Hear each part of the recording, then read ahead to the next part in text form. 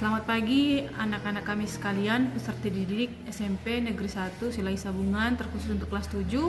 Salam sehat. Ya, hari ini kalian memasuki MPLS hari ketiga. Nah, sekarang Ibu akan membawakan materi MPLS untuk hari ketiga, yaitu cara belajar efektif. Ya.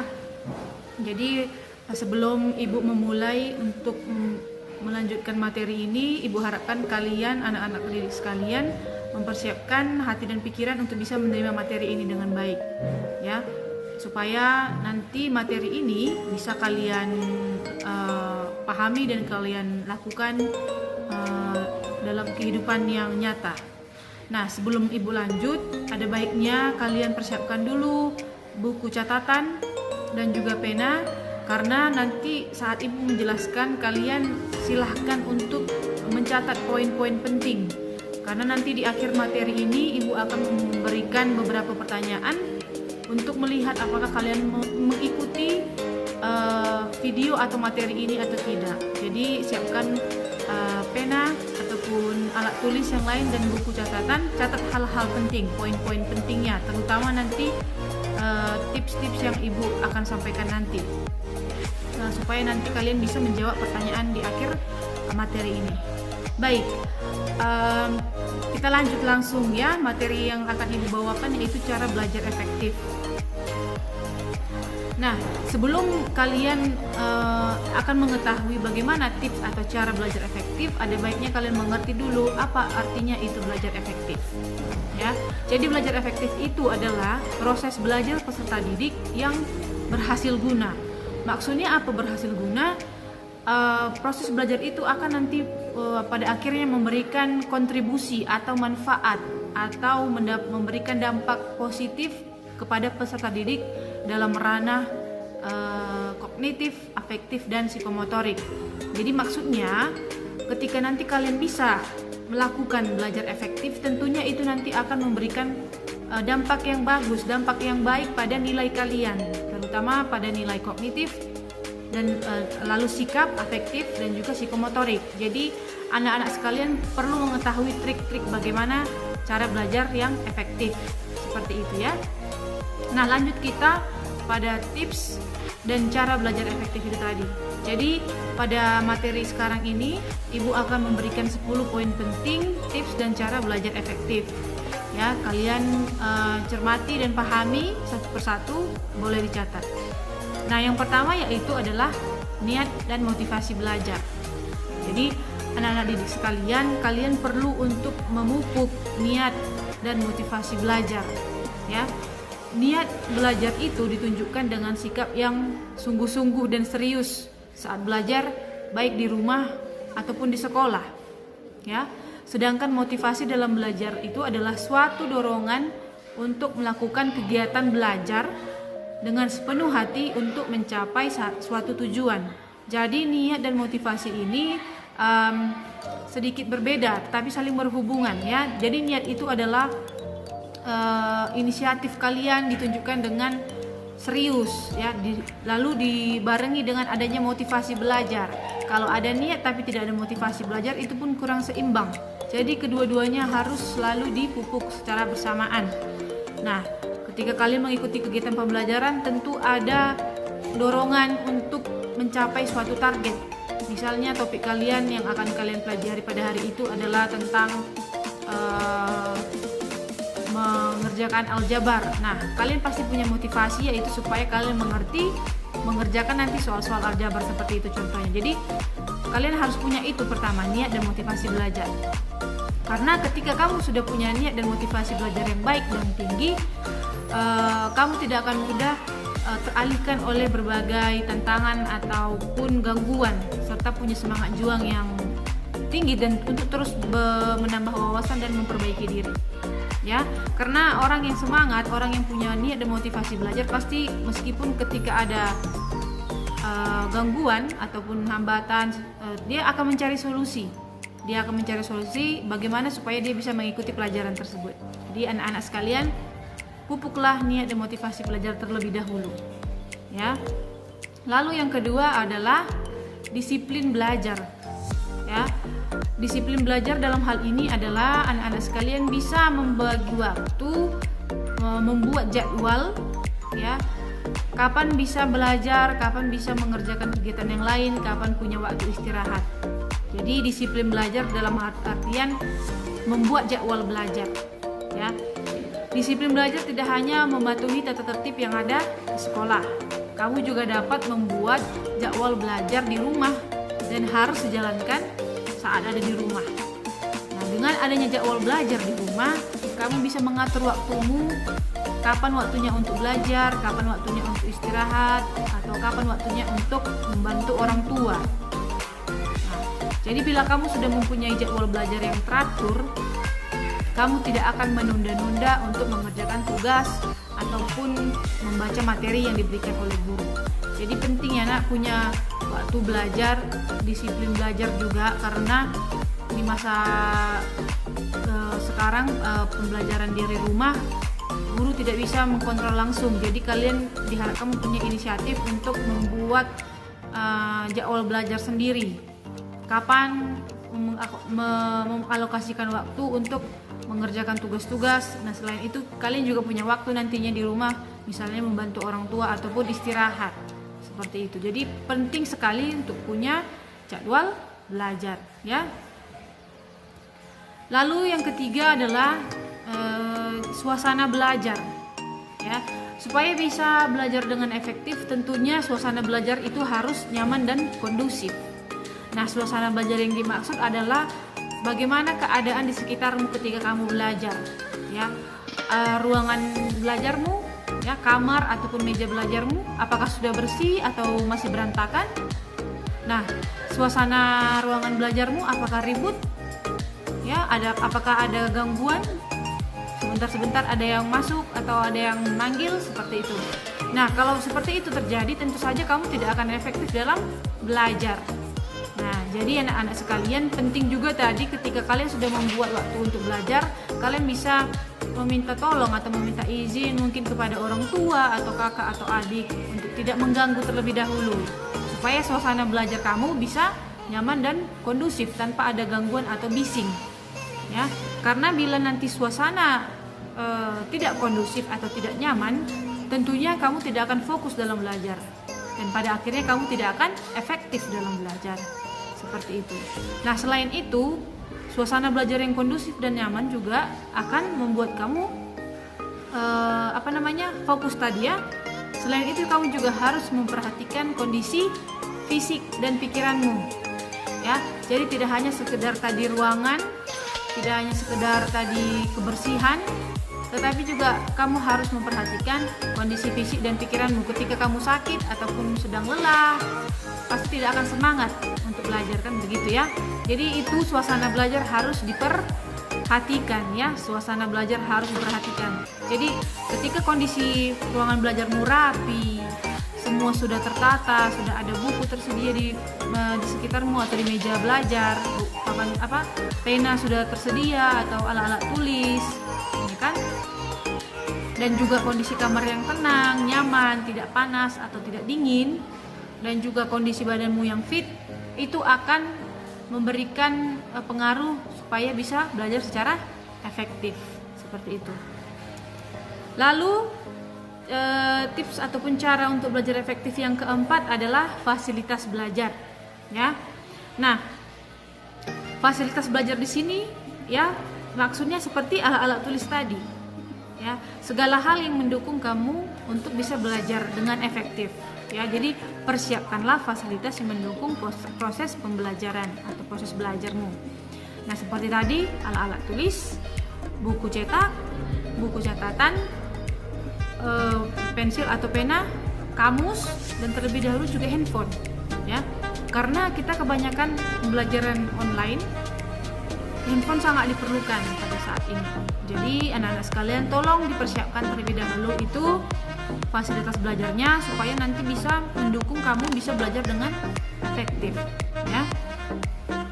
Jadi ketika fasilitas belajar sudah tersedia, sudah kamu persiapkan, kamu tidak akan berpikir lagi, ya, tidak akan khawatir untuk mencari lagi di mana buku, di mana pena, kan, di mana handphone. Jadi ketika proses pembelajaran akan dimulai kamu sudah siap sedia menerima pembelajaran. Seperti itu. Lalu yang selanjutnya, tips ataupun cara belajar efektif yang kelima adalah fokus belajar. Nah, anak-anak sekalian, fokus belajar ini sebenarnya tadi dipengaruhi pertama kali dari poin pertama sampai poin keempat. Tadi kalau sudah ada niat dan motivasi belajar, sudah punya disiplin belajar, waktunya untuk belajar, lalu yang ketiga suasana belajarnya sudah bagus, fasilitasnya sudah dilengkapi, tentunya akan berpengaruh pada fokus belajar. Nah, fokus belajar di sini yaitu pada saat proses pembelajaran atau proses belajar mengajar sedang terjadi. Kalian harus memusatkan perhatian dan juga aktif dalam pembelajaran. Ya, buktinya kalian fokus adalah kalian bisa nantinya mengikuti materi dari awal sampai akhir dan aktif berpartisipasi, menyampaikan pendapat ataupun bertanya hal-hal yang tidak kalian pahami dari penjelasan materi yang diberikan oleh guru yang bersangkutan. Ya, jadi satu hal lagi dalam pembelajaran daring. Dalam pembelajaran daring ini sering sekali anak-anak peserta didik sekalian terkecoh atau teralihkan oleh hal-hal yang lain, apalagi ketika guru tidak bisa mengkontrol apa yang kalian lakukan di rumah. Ketika misalnya guru melakukan Zoom atau memberikan penjelasan melalui Zoom, lalu anak-anak cuman menghidupkan audio, mematikan video, lalu mengerjakan hal yang lain. Nah, itu adalah satu contoh yang menunjukkan tidak fokus dalam belajar. Ya, tidak fokus dalam belajar. Nah, hal itu sangat tidak baik dan jangan dilakukan ataupun jangan ditiru. Oleh karena itu, ketika proses pembelajaran usahakan tidak membuka atau tidak melakukan hal-hal lain, tidak membuka media sosial yang lain atau permainan yang lain di gadgetmu atau di handphonemu, karena itu akan mengganggu fokus belajarmu. Nah, ketika kamu terganggu fokus belajar, tentu itu akan berpengaruh nantinya pada nilai-nilaimu. Ya, kamu tidak bisa mengikuti materi atau pelajaran dengan baik dan ujungnya akan berpengaruh pada nilai dan juga sikap, ya, tidak bertanggung jawab, tidak disiplin. Ya, itu dia. Jadi itu sangat tidak baik. Oleh karena itu, jangan dilakukan atau usahakan untuk memusatkan perhatian pada saat pembelajaran dan ikut aktif. Karena keaktifan siswa-siswi sekalian, anak-anak kami sekalian akan dinilai oleh guru. Seperti itu ya. Nah, yang selanjutnya yaitu catatan atau ringkasan materi pelajaran. Kalian perlu sekali untuk membuat catatan atau ringkasan materi pelajaran. Ketika misalnya guru memberikan penjelasan melalui PowerPoint ataupun melalui Zoom, kalian kemungkinan tidak bisa mencatat semua hal yang disampaikan. Oleh karena itu, silahkan catat poin-poin penting. Siapkan kertas, siapkan pena atau pensil, tulislah poin-poin penting, lalu nanti pindahkan ke buku catatan kalian. Nah, Ibu harapkan ketika kalian sudah memindahkan catatan yang dari kertas tadi ke buku catatan yang sebenarnya, usahakanlah membuat catatan yang bagus, yang menarik. Ya, gunakanlah tinta warna yang berbeda dan mungkin bisa kalian tambahkan dengan hiasan-hiasan supaya kalian juga tertarik untuk membacanya, tertarik untuk membaca buku catatan kalian sendiri. Ya, karena ketika yang kalian tulisannya buruk atau monoton, kalian pasti akan menutup buku itu dan tidak akan mengulang kembali membaca. Ya, membuat catatan atau ringkasan materi pelajaran akan membantu kalian untuk mengingat topik-topik pelajaran yang disampaikan oleh guru. Kalau cuma mendengarkan saja, kemungkinan besar akan cepat lupa. Tetapi ketika kalian tulis lagi, kalian akan mengingat kembali lagi.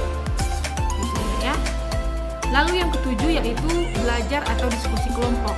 Nah, belajar atau diskusi kelompok ini sangat membantu sekali supaya kalian bisa belajar secara efektif. Kalau misalnya pada saat materi pembelajaran yang disampaikan oleh guru kalian tidak bisa mengikuti atau kurang paham, kalian bisa melakukan diskusi kelompok dengan teman-teman sebaya, teman sekelas. Nah, caranya bagaimana? Kalau misalnya kalian merasa daya tangkap kalian masih sedikit lambat, silakan kalian cari teman-teman yang daya tangkapnya sedikit cepat ya. Nah, kalian bisa lakukan diskusi yang daya tangkapnya cepat, juga jangan pelit ilmu ya, harus mau mengajari teman-temannya yang kurang paham. Nah, oleh karena itu kalian bisa melakukannya bisa dengan tatap muka, bisa juga dengan memanfaatkan media sosial seperti WhatsApp. Nah, kalau misalnya kalian melakukan dengan tatap muka, Ibu harapkan kalian lakukanlah sesuai dengan protokol kesehatan. Pakai masker, tetap jaga jarak meskipun berdiskusi, dan cuci tangan, gunakan diusahakan di ruangan yang terbuka. Nah, kalau misalnya kalian menggunakan media sosial, bisa kalian dengan gunakan WhatsApp, atur jadwal kalian kapan kalian akan belajar bersama atau berdiskusi bersama. Itu sangat penting sekali anaknya, karena tidak semua bisa menjamin kalian bisa mengerti langsung akan materi yang disampaikan oleh guru. Kalian bisa berdiskusi dulu dengan teman-teman. Nah, ketika masih bingung atau belum dapat jalan keluarnya, barulah kalian bisa atau nantinya bisa bertanya dengan guru. Seperti itu. Itu dia ya. Jadi belajar atau diskusi kelompok itu penting. Lalu yang selanjutnya adalah yang ke-8, rajin membaca. Nah, selain tadi sudah punya niat dan motivasi belajar, segalanya sudah persiapkan, lalu membuat catatan atau ringkasan materi pelajaran, yang selanjutnya adalah rajin membaca ya. Rajin membaca ini bisa menambah wawasan kalian ya, menambah wawasan kalian, apalagi ketika kalian membaca, mempersiapkan diri sebelum materi diberikan oleh guru, itu sangat membantu kalian untuk memahami materi tersebut dan lebih percaya diri ya, lebih percaya diri, lebih menguasai materi tersebut dengan baik. Jadi membaca ini sangat penting sekali, membuat kalian lebih efektif dalam belajar ya. Kalian sudah tersedia handphone untuk mengakses segala informasi, gunakanlah itu untuk membaca yang berkaitan dengan materi atau apapun topik yang diberikan oleh guru yang bersangkutan. Jadi jangan lupa ya nak, tetap rajin membaca. Yang ke-9 yang selanjutnya yaitu adalah jaga kesehatan. Nah, jaga kesehatan dilihat dari makanan yang bergizi, istirahat, dan olahraga yang cukup. Nah, apalagi di masa pandemi COVID-19 ini, penting sekali kalian untuk menjaga kesehatan kalian, karena ketika kalian sudah lelah ya, tidak akan semangat lagi untuk mengikuti pelajaran. Apalagi ketika kalian sudah menatap layar handphone terlalu lama, pembelajaran online, kalian perlu untuk menggerakkan badan kalian. Lakukanlah gerakan-gerakan yang ringan setiap hari supaya menambah kebugaran tubuh. Jangan lupa untuk mendapatkan asupan vitamin yang cukup ya, dari buah-buahan, sayur-sayuran seperti itu. Itu sangat penting sekali. Nah, yang selanjutnya yang terakhir yaitu adalah berdoa.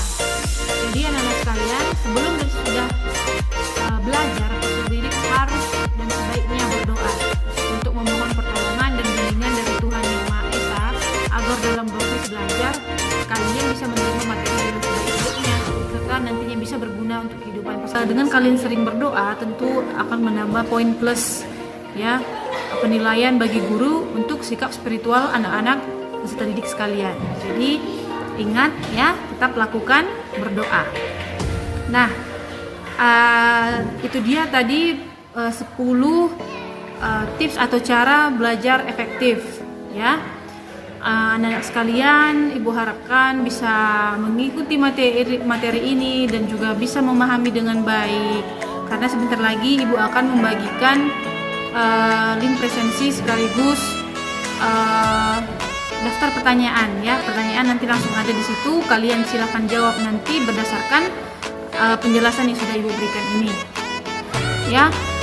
Akhir kata, Ibu ucapkan terima kasih banyak atas perhatian kalian. Mudah-mudahan bisa kalian lakukan dan tetap jaga kesehatan, tetap jaga jarak, tetap jaga kebersihan, dan tetap semangat.